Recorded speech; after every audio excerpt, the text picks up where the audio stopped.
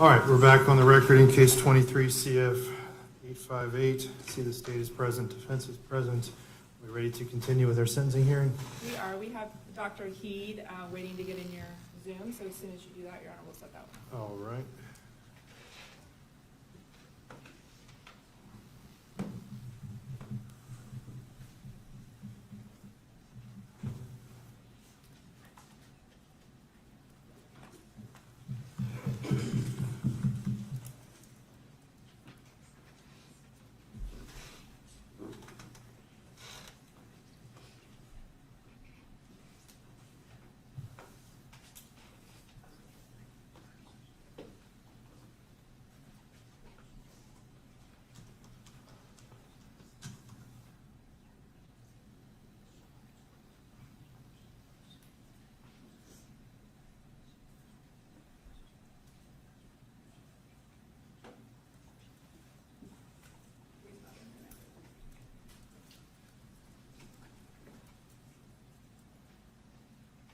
Oh, there he is.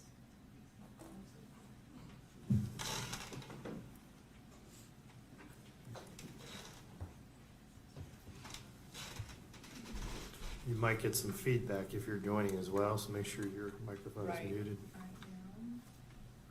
See, now I'm worried I'm not going to be controlling the podium. Because you are, right? Correct. Well, that's going to be a problem. Can you give me host, Your Honor? Can you make me a host?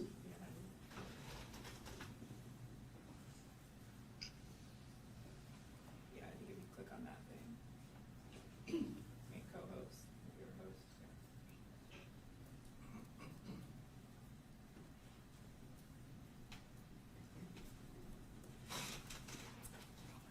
That work?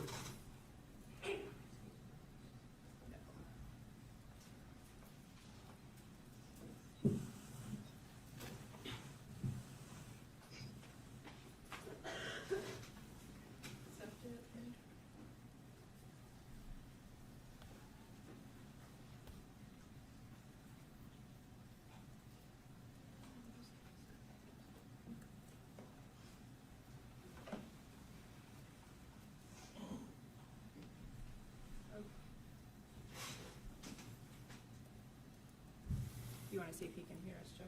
All right. Dr. Hyde, can you hear me? Yes, sir, I can hear you. All right, sir. If you'll raise your right hand, please. Do you swear or affirm the testimony you're about to give will be the truth, the whole truth, and nothing but the truth, so help you God? Yes, I do. All right. Counsel, you may inquire. Thank you, Judge. All right, good afternoon, Doctor. Can you go ahead and state your first and last name for us, please? My first name is Michael. My last name is Heed, spelled H-E-I-D. And what do you do for a living, sir? I am a trauma surgeon at Memorial Hospital in Jacksonville, Florida. How long have you been doing that? I've been a trauma surgeon in Jacksonville since 2019, and I've been a trauma surgeon since 2020. I'm sorry, since 2000. I'm sorry. That's okay. Any specialty or any specific field of expertise that you complete surgery in? I completed board certified in general surgery, and I did a fellowship training in surgical critical care. All right. And at some point in time, do you remember seeing a patient by the name of Madison Schemitz? Yes, I do. And when was that? According to the records, that was on June 3rd, 2023.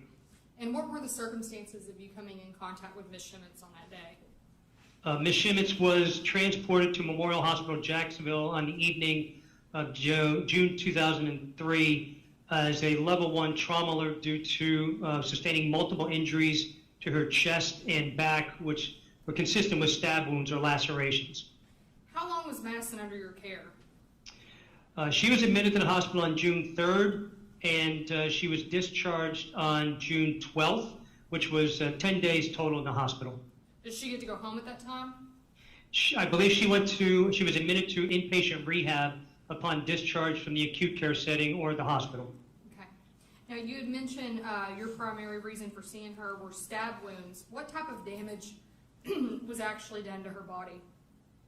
Well, she sustained multiple lacerations, which, as per the verbal report from the responding EMS crew, was due to an altercation with a young male believed to be stab wounds of an unknown object. There were multiple lacerations to her back. During the initial evaluation, as we do from a trauma surgery standpoint, we diagnosed a collapsed lung on the right side, a collapsed lung on the left side, and then there were multiple lacerations to her back, a laceration to her right chest, and also her right upper extremity. Did she have any broken ribs or any other injuries that you can recall? I'm not familiar with broken ribs that I saw in regards to the medical records. She did have a thoracic vertebrae number 4 spinous process fracture, and she also had a ligamentum flavum injury. The ligamentum flavum is a ligament. It's fibrous tissue that connects the vertebral bodies together, and that was at the level of the T4, the thoracic vertebrae number 4 level. Okay, and judge's permission to approach and get someone to report. So, Judge, this is marked right now as state's ID A, but I believe we do have a stipulation for it to come in. Defensive stipulation. All right, what was previously marked for identification as State's Exhibit A will be receiving the evidence as State's Exhibit number 1. I'm just going to ask the published judge. You may. Okay, Dr. Heed, I had previously sent you 4 photographs. I just want to ask you a couple questions about those photographs, okay? Yes, ma'am. Can you see our screen, sir?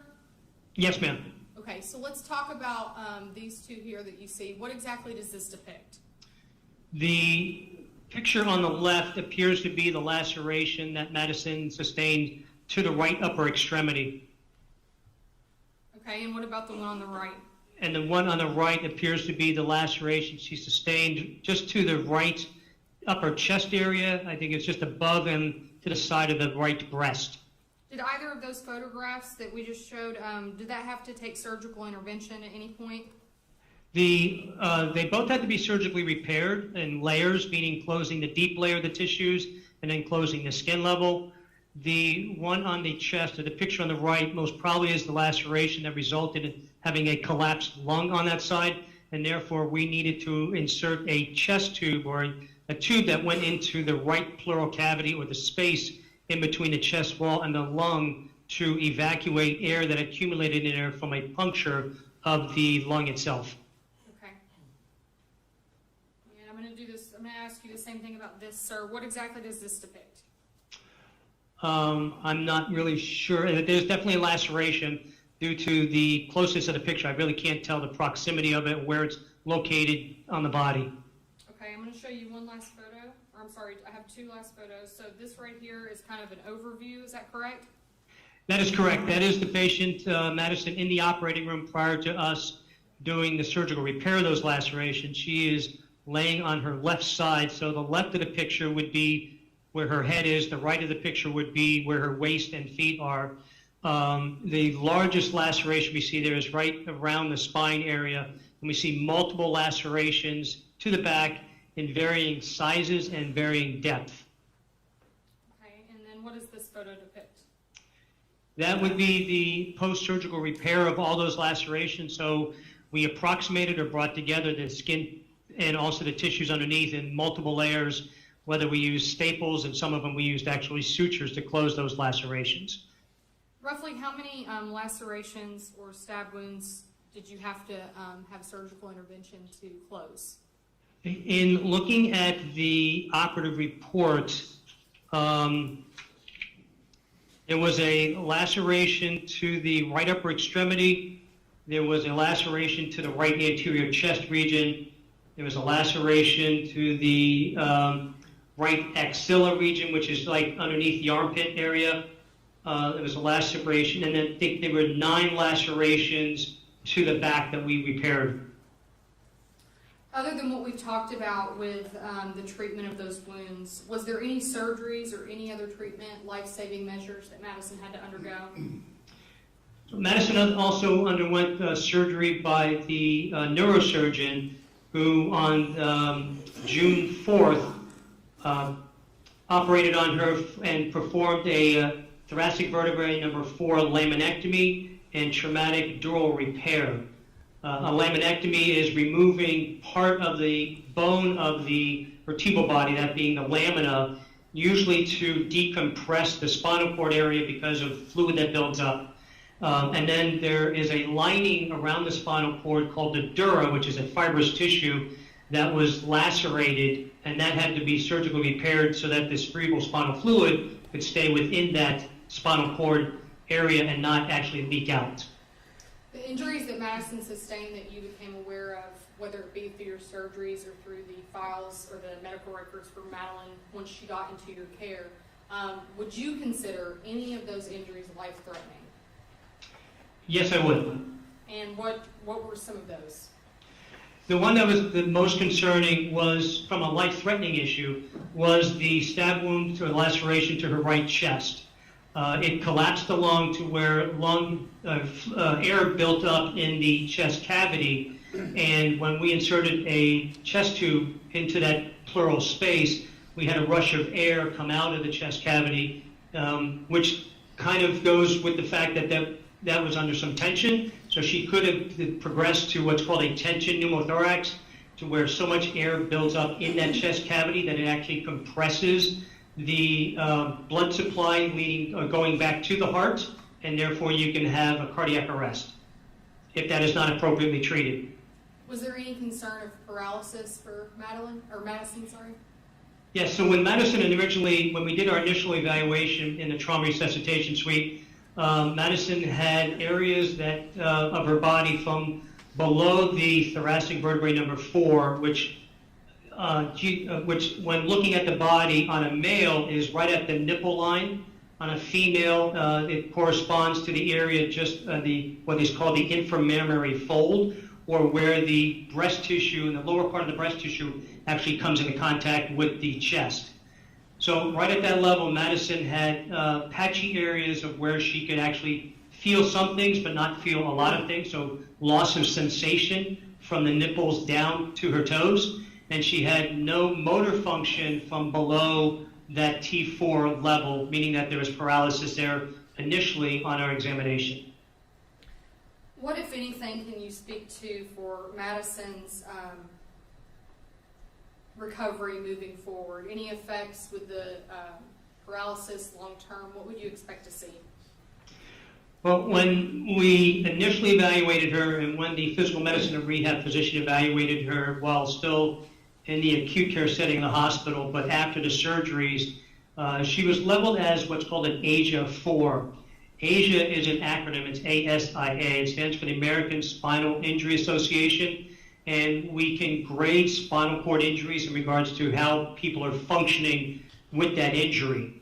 And it looks at the sensation that you have. In other words, can you feel somebody touching you in an area where there's a potential injury, and whether or not you have motor function. So it's looking at both sensory function and motor function. Madison was graded as an ASIA B. So the ASIA score goes from A to E, with A being no function and no motor or sensory at all, and E is normal function. So she was at B, which meant she had spotting areas where she could feel some things, but a majority of her body she could not have the sensation of touch, although the nipple line or the injury line. And then initially she had no motor function below the nipple line either, or the T4 level. All right, one moment, sir. All right, thank you, doctor. You're welcome. Cross-examination. Good afternoon, Dr. Heath. Good afternoon. And you had described what the conditions of Ms. Schemitz were at the time she presented and then was transferred to Brooks. Do you know what her status is today or her prognosis for recovery is as we are in the courtroom today? So to answer those two questions, I do not know what her status is today. I have not examined Madison since she left the hospital. I did see her walk through her graduation pictures, so I know she's ambulating to some extent.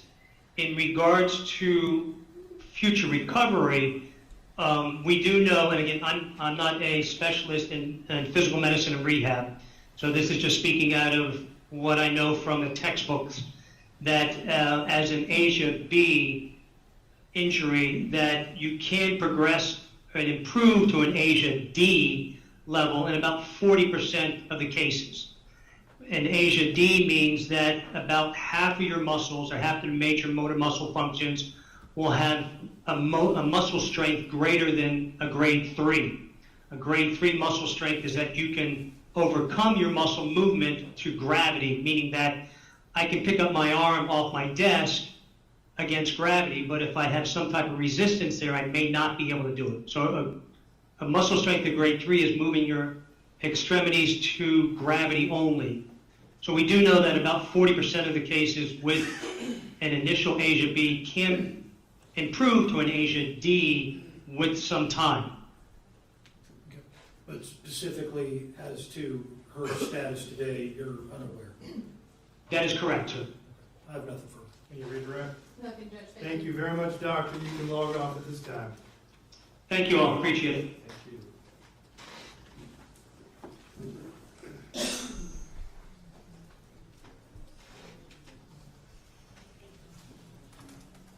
Here, I think at this time, we have one brief victim impact. If we may do that, that person has to leave soon. All right. And then we'll move on to the next doctor.